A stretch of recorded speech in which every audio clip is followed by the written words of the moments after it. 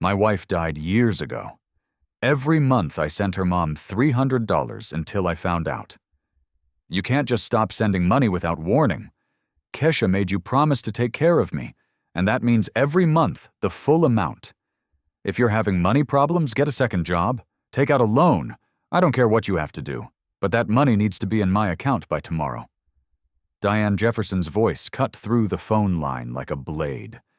67 years old, Kesha's mother, the woman Jerome Williams had been supporting for 5 years without question, untouchable because she represented a sacred promise to a dying wife. And if you don't, Diane continued, her tone shifting to something darker, I might have to share some things Kesha told me about you before she died. Things about how you really treated her. Things your work might find interesting. Things Zara's school should probably know about her father. Jerome Williams felt his hand tighten around the phone. 38 years old. Electrician. Single father raising an 8-year-old daughter in Chicago's South Side. For 5 years, he'd sent $300 every month to honor what he believed was his dead wife's final wish. What Diane Jefferson did next would expose a conspiracy that had been stealing from grieving families for over a decade. Comment where you're listening from, subscribe to channel. Let me tell you who Jerome Williams really was before we get to how they destroyed him. Born in Englewood, 1986, South Side, Chicago. The kind of neighborhood where streetlights stayed broken and police responded in hours, not minutes. His mother, Patricia Williams, worked 3 jobs: morning shift at the hospital cafeteria, afternoon cleaning offices downtown, overnight stocking shelves at Jewel Osco. His father left when Jerome was 4. No explanation. No forwarding address. Just gone. Jerome grew up in a 2-bedroom apartment that always smelled like pine sol and exhaustion. His mother's hands were permanently raw from industrial cleaning chemicals. She'd come home at 6 a.m., sleep until noon, then start the cycle again. Jerome learned early how to be invisible, how to make cereal without waking her, how to forge her signature on permission slips, how to survive. But here's what nobody knew. Jerome Williams had a gift, not the kind they tested for in underfunded public schools, not the kind that showed up on standardized tests designed to fail kids who looked like him. A different kind of intelligence. He could see how systems worked. Mini cliffhanger. At 12, he rewired the apartment building's electrical panel because the superintendent was too drunk to fix it, and his mother couldn't afford another night without heat. He'd watched YouTube videos on the library computer, memorized the color codes, understood the logic of circuits the way other kids understood basketball plays. By 15, Jerome was fixing electrical problems for neighbors. Cash under the table. $20 to replace an outlet. $50 for a ceiling fan installation. He saved every dollar in a coffee can hidden behind the refrigerator. His mother never knew. She had enough to worry about. At 17, Patricia Williams collapsed at work. Massive stroke. Dead before the ambulance arrived at the hospital where she'd spent 15 years serving food to doctors who never learned her name. Jerome became a ward of the state overnight, bounced between 3 foster homes in 6 months. The first family took his savings, $417 he'd been collecting for 2 years. The second family locked the refrigerator and made him eat after their biological kids finished. The third family was decent enough, but distant. He was a paycheck to them. Nothing more. He graduated high school by pure force of will. No family at the ceremony, no one to take photos. He walked across that stage at 17 years old, collected his diploma, and started working construction the next day. Trade school came at night. Electrical certification program at Kennedy King College. He was the youngest student by 5 years, the only black student in most classes. Instructors assumed he was there for diversity requirements, not because he could run circles around their journeyman electricians. Jerome proved them wrong quietly, top of his class. Perfect score on the licensing exam. Certified electrician at 19. That's when he met Kesha Jefferson. She was 21, worked at a beauty supply store on 79th Street. Smile that could stop traffic. Laugh that made Jerome forget about every hard year behind him. She noticed him when he came in to fix the store's flickering lights.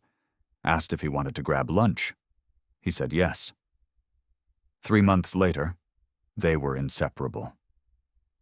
6 months later, engaged. A year after that, married at the courthouse with 2 witnesses pulled from the hallway. Kesha's mother, Diane Jefferson, didn't approve.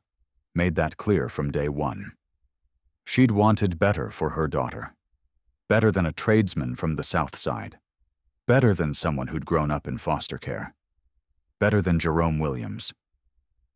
But Kesha insisted she loved him, and Diane eventually accepted the marriage with icy tolerance. Jerome and Keisha moved into a small house in Chatham. 2 bedrooms, postage stamp yard, foundation problems, and outdated wiring. Jerome fixed himself. It was theirs. That mattered more than the peeling paint or the furnace that clanked like it was angry. Their daughter, Zara, arrived 2 years into the marriage. 7 pounds, 3 ounces. Perfect. Jerome held her in the delivery room and felt something shift in his chest. Purpose, protection, a reason beyond survival. For 8 years, life was hard but good. Jerome worked overtime constantly. Weekends, holidays. Every emergency electrical call paid for Zara's preschool, groceries, the mortgage. Kesha managed the house and finances. They argued sometimes about money, everyone did. But nothing serious. Nothing that suggested what was coming. Then Kesha got diagnosed. Stage 3 breast cancer, aggressive, fast-moving. The oncologist gave them treatment options that all sounded like torture. Chemotherapy, radiation, surgery, maybe all 3. Maybe none of it would work. Jerome took out a second mortgage to pay for treatment. Kesha's insurance covered some of it, but not enough. Never enough. He worked 16-hour days, came home exhausted, sat with Kesha while she vomited from chemo, held Zara while she cried, asking why mommy was always sick. Diane showed up during treatment, played the devoted mother, brought soup, sat with Kesha during appointments, started talking about end-of-life planning, estate planning, making sure Zara would be taken care of when the worst happened. Jerome hated those conversations, felt like giving up. But Kesha insisted they needed to be practical. That's when Kesha made him promise. March 2019. Hospital room at Northwestern Memorial. Kesha looked small in the bed, too thin, oxygen tube in her nose.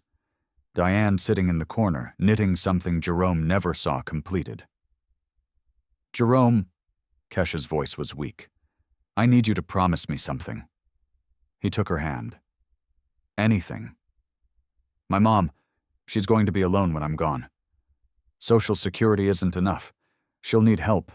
$300 a month, just until she's stable. Can you do that for me? Jerome looked at Diane. The woman who'd never thought he was good enough for her daughter. The woman who'd made every family gathering uncomfortable with her cold disapproval. But this was Kesha asking, his wife, mother of his child. I promise, he said. 3 days later, Kesha Williams died, or so Jerome was told. The hospital called at 4:47 a.m., March 18, 2019. Diane answered, because Jerome couldn't make his hand stop shaking long enough to pick up the phone. Complications from treatment, respiratory failure. She'd passed peacefully. They were sorry for his loss. The funeral happened fast. Diane handled everything. Cremation. Service at a funeral home Jerome had never heard of. Closed casket because the cancer had taken too much. Jerome sat through it in a fog. Zara beside him, 8 years old, crying into his shoulder. Diane gave him the urn afterward, handed him a box of Keisha's belongings, and a piece of paper with bank account information. For the promise you made, Diane said. $300 a month, she made you swear. Jerome nodded. Started the payments in April 2019. For 5 years, he never missed a month. That was his first mistake. The money came out like clockwork. First of every month. Jerome set up automatic transfer through his bank. $300 from his checking account to the routing number Diane had provided. No questions, no verification, just faith in a promise made to his dying wife. Meanwhile, Jerome Williams was drowning. The medical bills from Keisha's treatment didn't disappear with her death. $37,000 in remaining debt. Collections agencies called daily, threatened to garnish his wages, destroy his credit, take the house. He picked up every overtime shift available. Worked holidays, worked weekends, worked until his hands shook from exhaustion and his back screamed from climbing ladders 12 hours straight. Zara needed new shoes. Jerome bought them from Goodwill. School supplies, dollar store, birthday parties. Jerome sent her with homemade cupcakes because store-bought cost too much. She never complained. That made it worse. The house fell apart slowly. Furnace broke in January 2021. Jerome jury-rigged a space heater setup that probably violated fire code. Roof leaked that spring.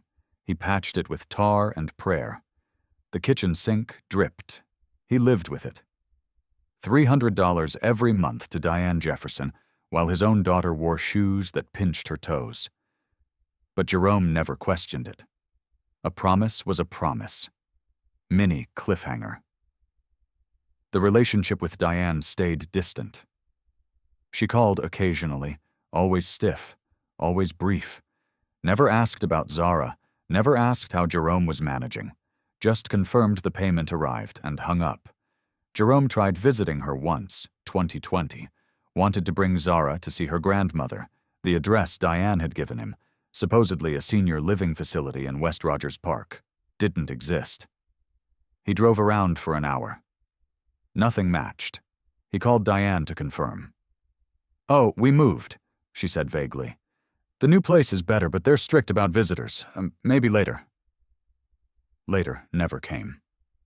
Jerome accepted it. Diane had always been cold. Grief probably made it worse. He focused on keeping the lights on and food in the refrigerator. The years blurred together. 2019, 2020, 2021, 2022, 2023. Every month, $300 disappeared into Diane's account. Every month, Jerome worked himself to exhaustion to make up the difference. Zara grew. Started elementary school, made friends, brought home report cards with straight A's, asked questions about her mother that Jerome answered with stories that got harder to remember accurately. "Did Mommy like pizza?" "Yes." "Pepperoni." "Did Mommy know how to swim?" "Yes." Learned at a community pool.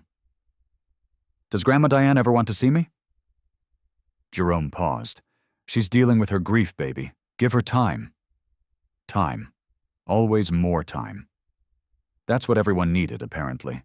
By 2024, Jerome Williams had sent Diane Jefferson $18,000, 60 consecutive monthly payments. Never late, never questioned, never knowing the truth. Until Troy Henderson noticed something wrong. Troy had been Jerome's best friend since high school, one of the few people who'd shown up to Patricia Williams' funeral, the only person who'd lent Jerome money during Keisha's treatment without expecting repayment. Troy worked customer service at First National Bank, processing transactions, handling account issues, boring work that paid steady. February 2024. Troy called Jerome after midnight. That was weird. Troy kept normal hours, had a girlfriend, didn't make late-night calls without reason. "I need to talk to you about that account you've been sending money to." Troy's voice sounded strange. "Careful. The one for Diane Jefferson." Jerome sat up in bed. "What about it?" "I pulled up the transaction history. Jay, that account's been active way beyond what makes sense for an elderly woman on Social Security. Large deposits, frequent transfers, activity patterns that look wrong. What do you mean wrong? I couldn't get details, privacy laws, but I can see the patterns. That account receives deposits from multiple sources, weekly, sometimes thousands of dollars. Your $300 looks like pocket change compared to what else is flowing through there. Jerome's chest tightened. Maybe she has other family helping. Maybe. But there's something else. Troy paused. The account address doesn't match what you gave me for Diane Jefferson. It's listed at Riverside Apartments on Oak Street, apartment 214. That's not a senior facility. It's short-term rentals. Jerome was already pulling up his phone, Googling the address. Troy was right. Riverside Apartments, monthly furnished units, nothing suggesting elderly care. Every deposit you make transfers out within 24 hours, Troy continued, to an account I can't access. This doesn't look like someone paying bills, Jay. This looks like money laundering. The conversation ended with Troy giving Jerome a business card.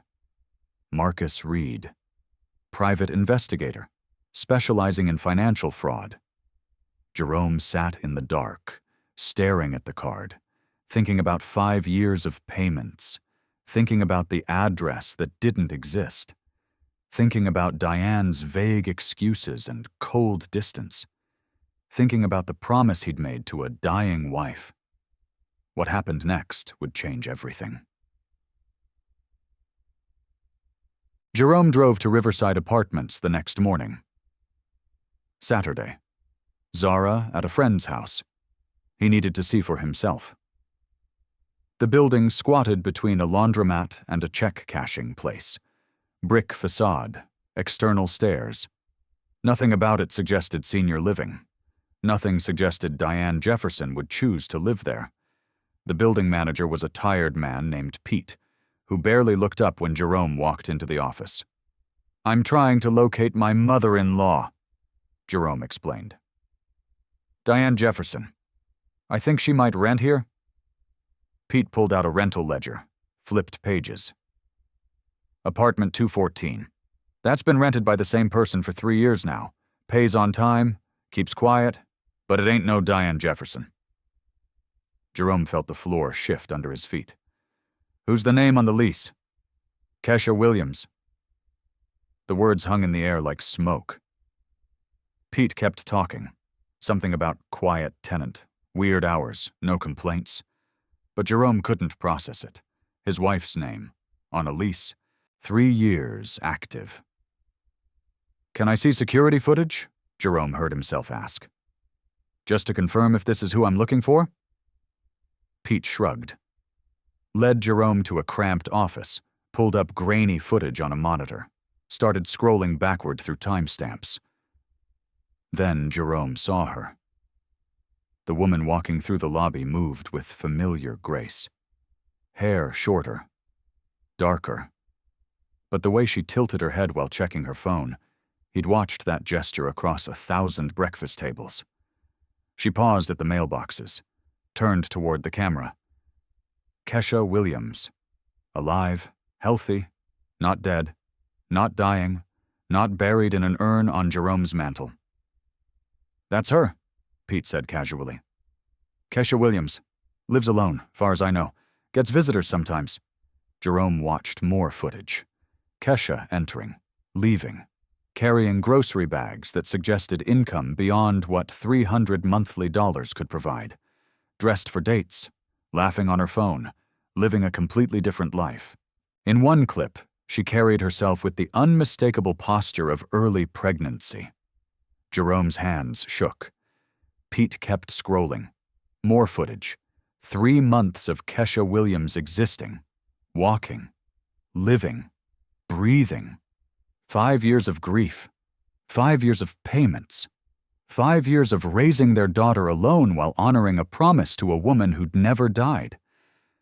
This is when Jerome made a choice that would cost everything. Marcus Reed answered on the second ring. "I need to hire you. Jerome said without preamble. My wife faked her death 5 years ago, and I've been sending money to support her lie ever since. The private investigator listened as Jerome explained the footage. The lease under Kesha's name. The monthly payments transferred to an account that wasn't Diane's. The apartment building that didn't match the story he'd been told. This is more common than you'd think, Marcus said. Life insurance fraud, staged deaths, disappearing acts. The hard part's getting evidence that holds up in court. Can you do that? If what you're telling me is true, we're looking at multiple felonies. Wire fraud, insurance fraud, identity theft. The question is, do you want closure or prosecution? Jerome thought about Zara. 8 years old. Growing up believing her mother was dead. Growing up watching her father struggle to keep food on the table while sending money to ghosts. I want the truth, Jerome said, and I want them to face consequences. Marcus Reed arrived Wednesday evening. 3 days felt like 3 years. He brought a manila folder thick enough to stop a bullet. Spread documents across Jerome's kitchen table with methodical precision. The first document was a hospital discharge summary, dated March 15, 2019, 3 days before Kesha's supposed death. Your wife was discharged from Mercy General alive. Marcus pointed to the signature line. Released to family care. Signed by Diane Jefferson as legal guardian due to patient's emotional distress. He pulled out another document. Death certificate. Filed the same day at a different hospital. Signed by a doctor whose license had been suspended 2 months later for falsifying records. 2 hospitals, same day. 1 discharge, 1 death certificate. Someone was running a scam. The cremation records came next. Riverside Funeral Home had no record of cremating Kesha Williams, but they did cremate an unidentified Jane Doe the same day. Cash payment. Anonymous donor. The urn you were given contained some random woman's ashes, Marcus said flatly. Your wife's mother handed you a stranger's remains and called it closure. Jerome walked to the box of Keisha's belongings, the one Diane had given him after the funeral, dumped its contents onto the table. Wedding ring, medical bracelet, photos. Marcus examined each item. Ring's fake, gold-plated, worth maybe $20. He held up the medical bracelet. This is from a hospital in Florida, not Chicago. The photos were next, printed on paper that wasn't manufactured until 2021, 2 years after Kesha supposedly died. Every piece of physical evidence Jerome had treasured was revealing itself as part of an elaborate production. There's more, Marcus said. He pulled out the final document. Life insurance payout statement. $50,000. Paid to Diane Jefferson as beneficiary 4 months after the staged death. Kesha changed the beneficiary from you to her mother 3 days before the fake death, Marcus explained. Cited marital difficulties in the paperwork. Jerome had never heard about marital difficulties. Their marriage had been solid, their future planned, their love genuine. Apparently, Kesha had been planning her escape while he'd been planning their anniversary celebration. Tomorrow, I'm recommending we contact the FBI, Marcus said. This crosses state lines, involves federal wire fraud, represents ongoing criminal enterprise. But I need to ask you something. He looked at Jerome with the weight of someone who'd seen this pattern before. Are you prepared for what comes next? Your daughter's going to learn her mother's alive and chose to abandon her. Your community's going to know you've been supporting a fraud, and Keisha's going to face federal charges that could put her away for decades. Jerome looked around his kitchen, at the house he'd maintained alone, at the photographs of Zara he'd hung to fill the emptiness left by manufactured grief. For 5 years, he'd lived in a carefully constructed prison of obligation and loss. Schedule the meeting, Jerome said. I want them to know Jerome Williams isn't anybody's fool anymore. Mini cliffhanger.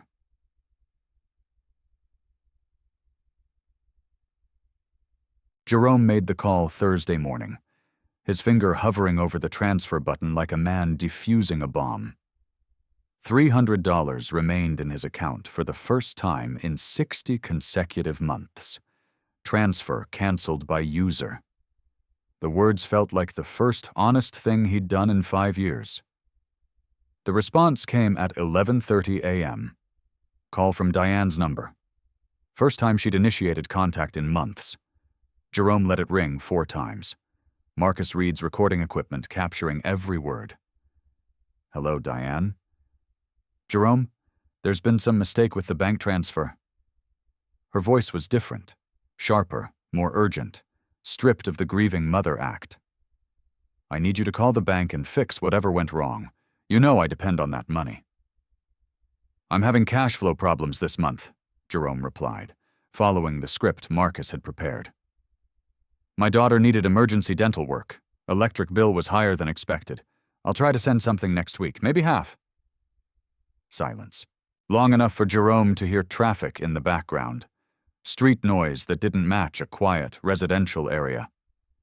You can't just stop sending money without warning. Diane's voice transformed completely. Hard, calculating. Keisha made you promise to take care of me. That means every month, the full amount. If you're having money problems, get a second job. Take out a loan. I don't care what you have to do, but that money needs to be in my account by tomorrow, or there's going to be consequences. What kind of consequences? Diane's breathing grew heavier, scrambling to regain control of a conversation that had spiraled beyond her management. Keisha told me things about you before she died, things about how you treated her, how you made her feel trapped. Her voice dropped to a malicious whisper. If you don't keep sending that money, I might have to share those stories. With your work, with Zara's school, with anyone who thinks Jerome Williams is such a good man. The blackmail attempt was pathetic and transparent. That's interesting, Diane. Jerome let the pause stretch. Because I've been wondering about something myself. I drove by your old address last week. The people living there say no Diane Jefferson has ever received mail at that location. Want to explain that? The phone went dead. Complete silence. Jerome immediately dialed Marcus Reed.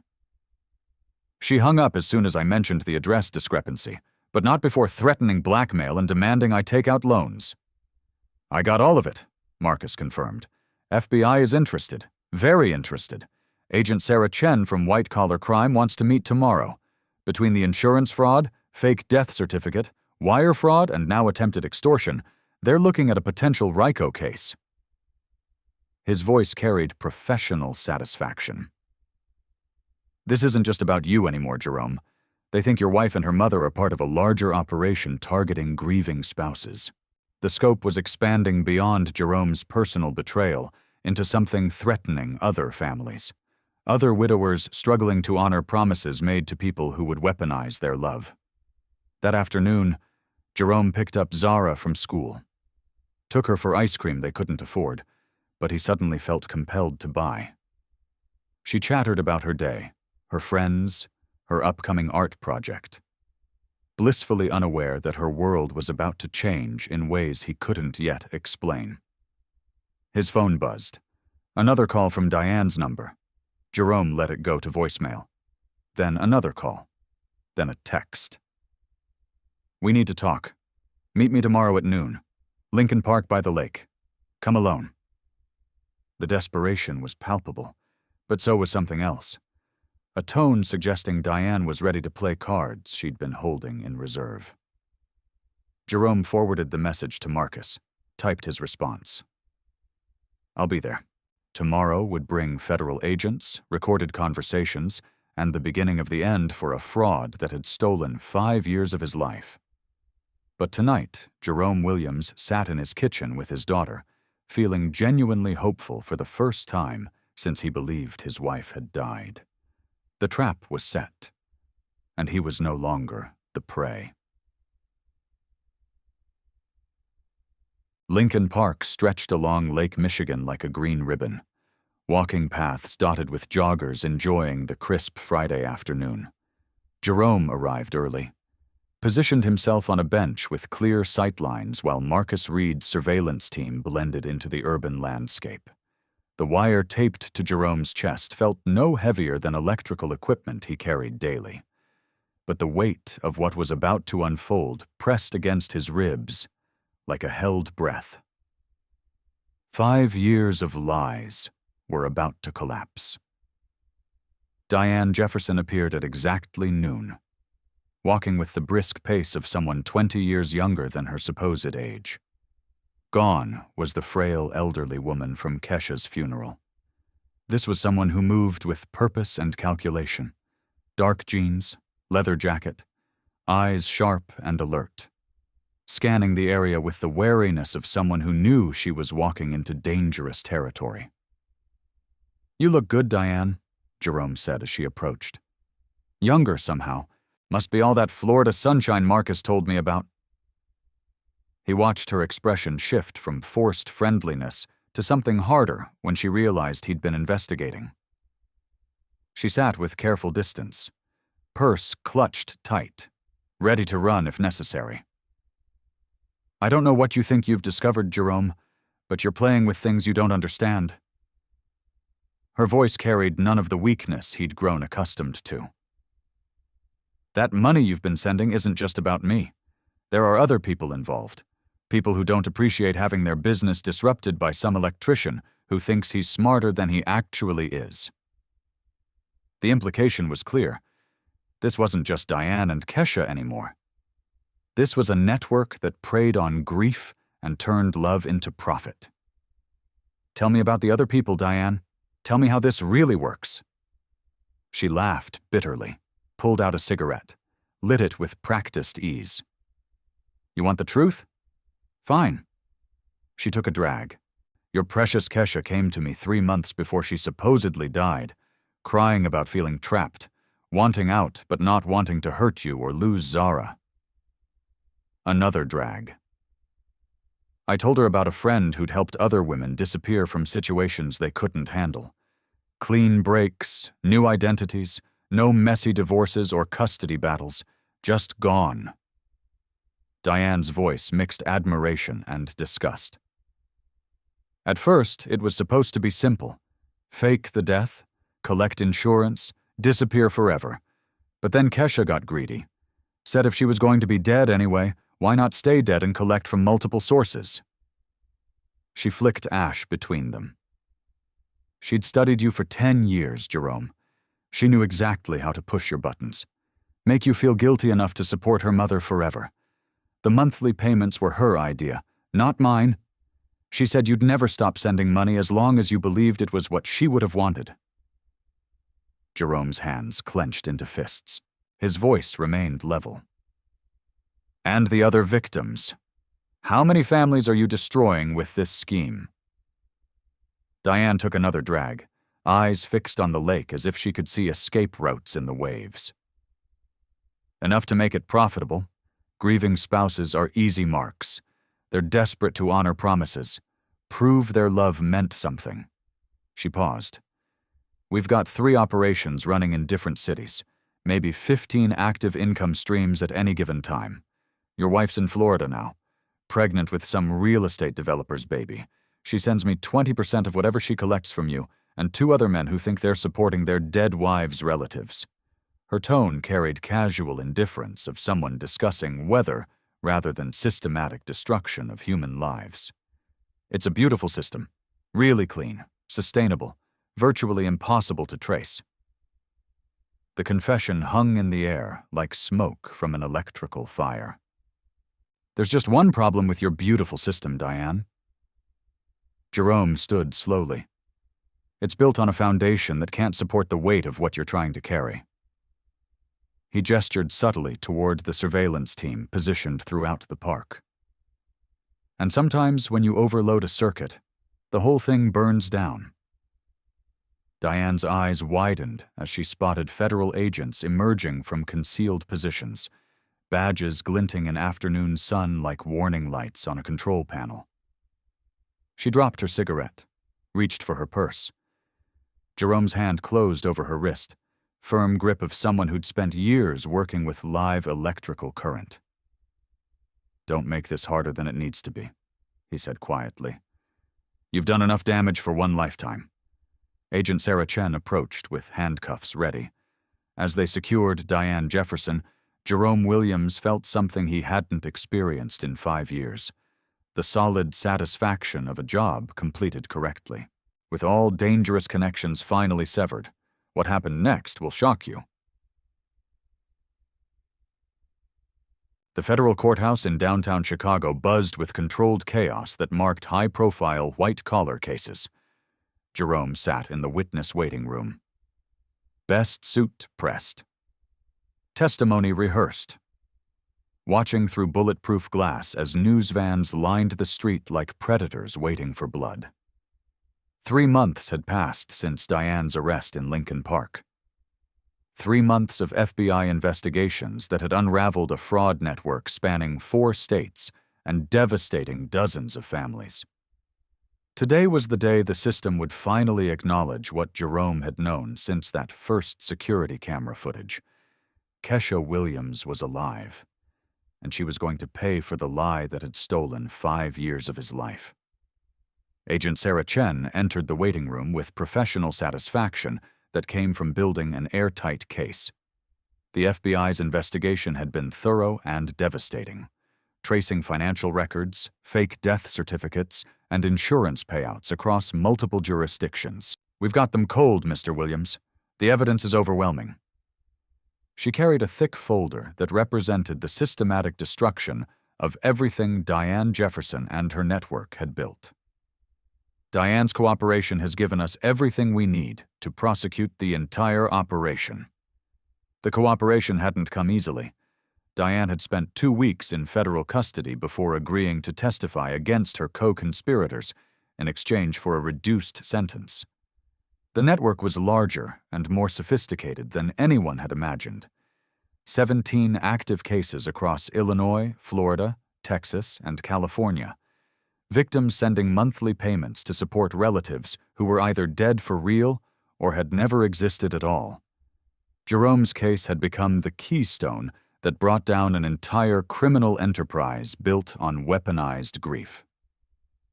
"Your wife was arrested yesterday at her apartment in Miami," Chen continued.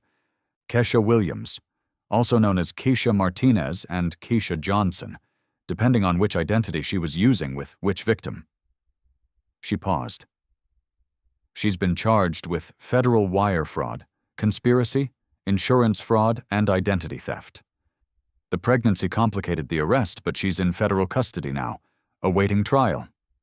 The image of Keisha in handcuffs, pregnant with another man's child while facing decades in federal prison, should have brought Jerome satisfaction. Instead, it just felt like the end of something that should have ended years ago. The courtroom was packed when Jerome took the witness stand. Every seat filled with victims, family members, reporters, and law enforcement officials who'd worked the case. Judge Patricia Morales presided with stern authority that made everyone sit straighter. Her experience with financial crimes evident in how efficiently she managed the proceedings. Jerome's testimony was clinical, factual, stripped of the emotional weight that had carried him through 5 years of unknowing victimization. He recounted the monthly payments, the suspicious transactions, the security footage that had revealed his wife's continued existence. Across the courtroom, Diane Jefferson sat at the defense table looking older than her 67 years. The confident woman from Lincoln Park, replaced by someone who understood the weight of federal charges. Orange jumpsuit. Denied bail. Lawyer whispering urgently in her ear as Jerome described the systematic way she'd exploited his grief. When their eyes met, Jerome saw no remorse, no recognition of the damage she'd caused, just the cold calculation of someone who viewed other people's pain as a business opportunity. The prosecutor, Assistant U.S. Attorney Michael Torres, walked Jerome through the evidence with practiced precision. Bank records showing $18,000 in payments over 5 years. Insurance documents revealing the $50,000 payout that had funded Keisha's new life. hospital records proving she'd been discharged alive the same day she'd supposedly died, phone records connecting Diane to a network of conspirators across 4 states, each piece of evidence built toward an inescapable conclusion. Jerome Williams had been the victim of an elaborate, ongoing criminal conspiracy. "Mr. Williams," Torres asked during direct examination, "what impact did this fraud have on your family's financial situation?" Jerome looked toward the gallery. Troy Henderson sat with Zara, his 8-year-old daughter who still believed her mother had died of cancer. The truth would come eventually. But for now, she was just proud of her father for helping catch the bad people who had stolen from their family. "I struggled to pay basic bills while sending money to support what I believed was my obligation to my deceased wife's mother," Jerome testified. "I delayed necessary repairs to our home, postponed my daughter's medical care, worked overtime constantly to meet the financial commitment I thought I owed." He paused. "The $18,000 I sent over 5 years represents money that should have gone toward my child's future, toward building stability for our family. Instead, it funded a lie that kept me trapped in grief, while the woman I'd mourned built a new life with my money." Defense attorney Rebecca Walsh tried to paint Jerome as a willing participant who'd never bothered to verify where his money was going. But her cross-examination fell flat against the mountain of evidence Torres had presented.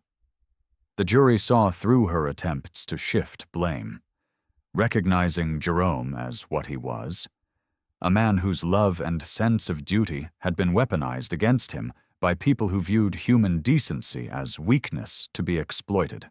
When sentencing came 2 weeks later, Judge Morales delivered justice with the kind of clarity Jerome had been waiting 5 years to hear. "Miss Jefferson, you have participated in one of the most cruel and calculated schemes this court has encountered.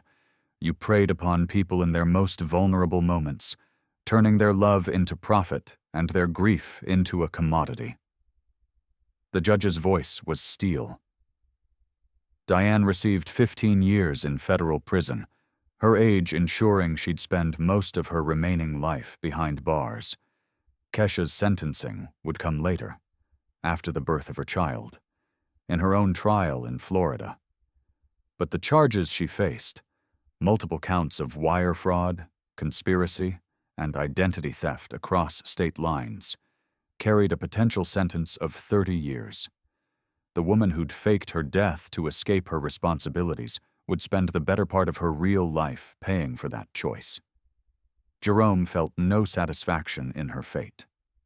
Only the relief of knowing she could never again turn someone's love into their financial prison. Mini cliffhanger.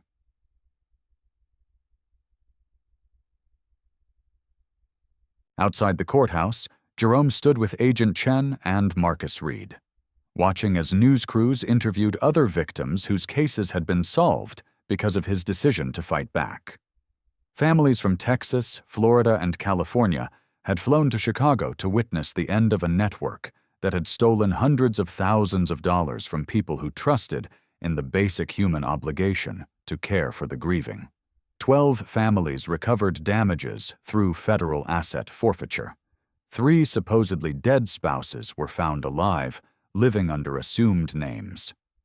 The FBI established a task force specifically for grief-based fraud after discovering how common the scheme had become.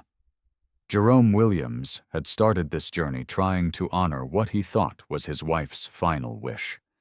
He was ending it having helped protect dozens of other families from the same systematic cruelty. "You did a brave thing," Agent Chen said. "Most people in your situation would have just stopped sending money and walked away. You exposed something that needed to be stopped." Jerome thought about all the other men and women out there, sending money to ghosts, honoring promises made to people who'd weaponized their love. "How many more are there?" he asked. "Cases you haven't found yet?" Chen's expression darkened. "Probably hundreds. This kind of fraud thrives in silence. People don't want to admit they've been scammed, don't want to believe someone they loved could betray them so completely. She handed Jerome her card.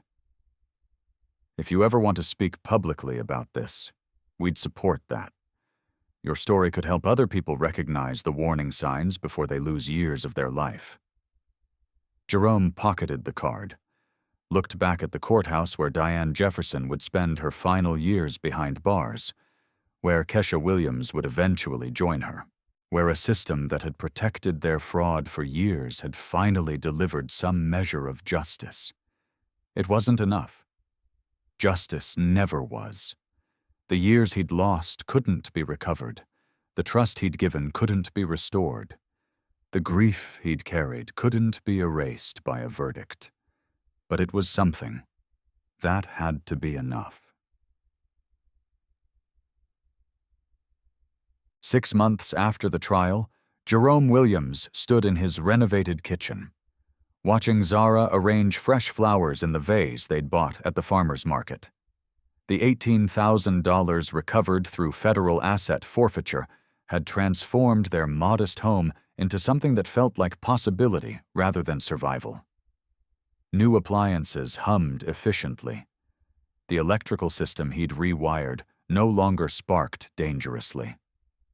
Zara's college fund finally had a balance that suggested dreams might be achievable. The weight of manufactured obligation had lifted, replaced by authentic responsibility to the daughter who looked at him with uncomplicated love. The hardest conversation had come 3 months earlier, when Zara's questions about the bad people on the news evolved into harder truths about her mother's choices. Jerome had prepared for anger, confusion, emotional devastation requiring years of therapy. Instead, his 8-year-old had listened with resilience that amazed him. Then asked if this meant they could finally get the dog they'd always talked about, but never afforded. Children possessed wisdom about moving forward that adults often lost in the complexity of looking backward. Sunday dinner had become tradition with Troy Henderson and his girlfriend Maria. Chosen family that mattered more than blood relations. They'd learned that happiness was something you built deliberately, rather than something that happened accidentally. Jerome's promotion to electrical supervisor came with a 20% salary increase and respect from colleagues who'd watched him handle catastrophe with quiet dignity. The man who'd once struggled with monthly bills while supporting a lie now managed budgets with the confidence of someone who'd learned the difference between duty and manipulation. It's funny how much easier work becomes when you're not carrying around someone else's deception, Jerome told Troy over pot roast that actually included vegetables this time. Luxuries he no longer had to calculate against fictional obligations. Freedom from manipulation feels like breathing clean air after years in smoke. Everything becomes clearer, more manageable, genuinely your own. The follow-up story about the fraud network had featured interviews with other victims whose lives had been rebuilt after prosecution. Total theft exceeded $400,000, all extracted from people whose only crime was loving someone enough to honor their memory. Keisha's sentencing had been delayed by her son's birth, but federal charges remained unchanged. 22 years after cooperating against other network members. She'd be past 50 when released. The child would grow up knowing his mother as a convicted felon rather than the grieving widow she'd pretended to be. Jerome felt no satisfaction in her fate, only quiet relief knowing she could never again turn someone's love into their financial prison. "Daddy, can we watch a movie?" Zara bounced onto the porch with the energy of a child who'd spent the day playing rather than worrying about adult complications. Her latest obsession was animated films about characters overcoming impossible obstacles through cleverness and determination. Themes that resonated with Jerome's journey from victim to survivor to protector of others. They'd developed Sunday movie night traditions, complete with popcorn and commentary that made simple stories feel significant. As they settled into the living room, Zara curled against Jerome's side with unconscious trust of a child who'd never doubted her father's love, even when that love had been exploited. The movie played. But Jerome's attention drifted to framed photos on the mantel, new pictures of them at the zoo, Navy Pier, her science fair where she'd won second place with a project about electrical circuits that made him call Troy at midnight with the news. The old photos were gone. The carefully staged memories designed to manipulate rather than commemorate. In their place were authentic moments that felt solid in ways the previous collection never had. These were images of a life rebuilt on truth rather than constructed on lies. When credits rolled, Zara had fallen asleep against his shoulder. Jerome carried her to bed, tucked her under covers in the room they'd redecorated together. Walls painted her favorite purple, shelves lined with books about girls who solved problems and boys who built impossible things. Tomorrow would bring ordinary challenges of single parenthood. But none felt overwhelming anymore. He'd learned the difference between genuine responsibility and manufactured guilt. And that knowledge had set him free. The monthly $300 now went into Zara's college fund, earning compound interest instead of funding elaborate lies. Jerome Williams had spent 5 years mourning a woman who'd never died, supporting obligations that had never been real, carrying guilt that had never been his to bear.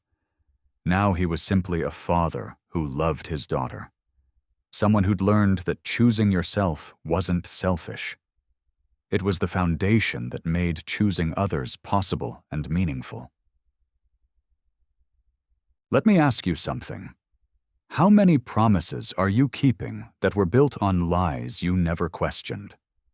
How many obligations drain you every month because you're afraid of what breaking them might say about your character? How many people in your life have weaponized your sense of duty, your love, your grief, turning them into tools for their own profit? Jerome Williams sent $300 every month for 5 years, $18,000 total. But the real cost was measured in different currency. 5 years of believing he wasn't good enough to grieve properly. 5 years of working himself to exhaustion to honor a promise made under false pretenses. 5 years of raising his daughter in struggle while funding someone else's comfortable lie.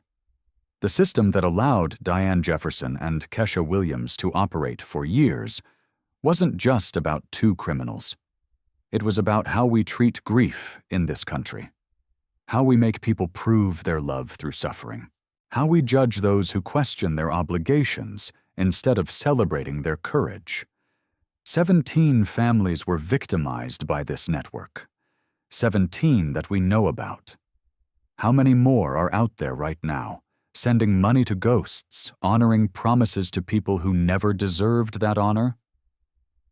Drop your story in the comments if you've ever been made to feel guilty for protecting yourself. Share this story, not the sanitized version where everyone learns and grows.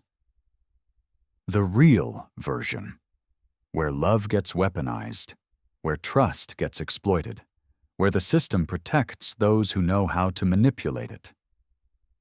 Because here's what Jerome Williams learned after 5 years of being played for a fool. Duty without verification is just another word for exploitation. Honor without honesty is just another tool for abuse. Promises made under false pretenses don't bind you to anything except continued harm. The bravest thing you can do isn't keeping a promise no matter the cost.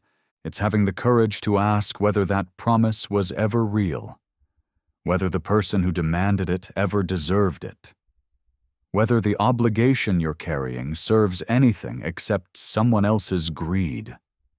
Diane Jefferson is spending 15 years in federal prison. Kesha Williams got 22 years.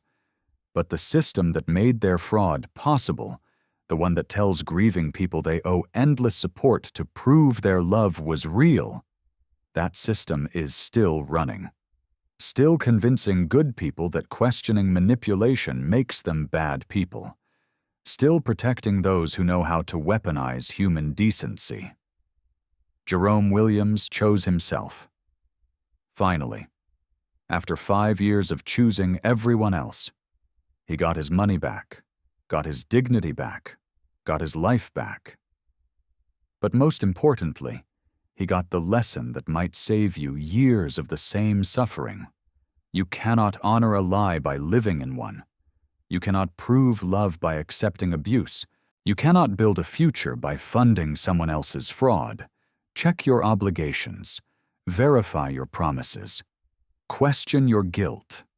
Not because it makes you selfish, because it makes you free. Subscribe to Channel for more stories about people who fought back against systems designed to keep them down. Hit that notification bell so you never miss when we expose the next conspiracy, the next exploitation, the next truth they didn't want you to know. And remember this: choosing yourself isn't where the story ends. It's where your real story finally begins. Stay just. Stay loud. Stay free.